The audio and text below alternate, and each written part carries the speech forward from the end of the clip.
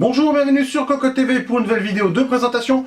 Aujourd'hui, un petit Ventira, donc de l'air cooling avec le Cooler Master Hyper 212 Black Edition. Nous avons reçu la version normale, il existe aussi une version RGB pour un tout petit peu plus cher. On dit bien un tout petit peu parce que malgré toutes les petites nouveautés qu'il y a sur ce modèle, nous restons sur un tarif très agressif. Nous sommes à 35 € seulement pour le Black et on rajoute 5 €, donc 40 pour le RGB. Tout de suite, on passe à la découverte du produit qui est dans mes mains avec la boîte derrière. Nous avons ici la boîte, le bundle, le Ventirad. Ici, il est fourni ventilateur déjà en place, ventilateur qu'il faudra peut-être démonter histoire d'installer plus facilement en fonction du socket et du kit de fixation. Et nous avons donc, on peut le constater, un produit qui est noir, comme son nom l'indique, et ça c'est une très bonne chose.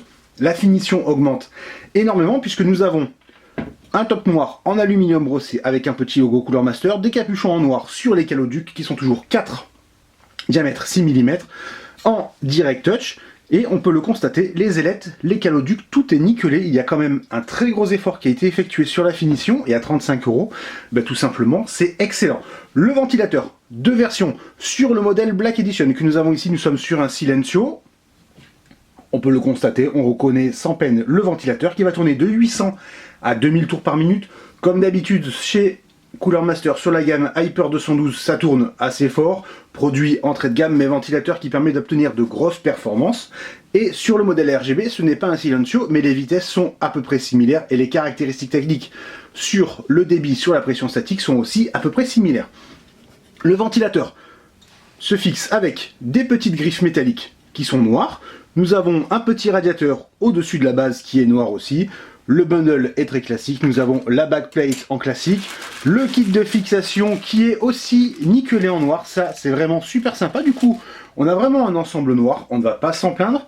Un deuxième set de griffes en noir. Et bien entendu, un petit adaptateur en Y. En noir aussi, on s'en serait douté.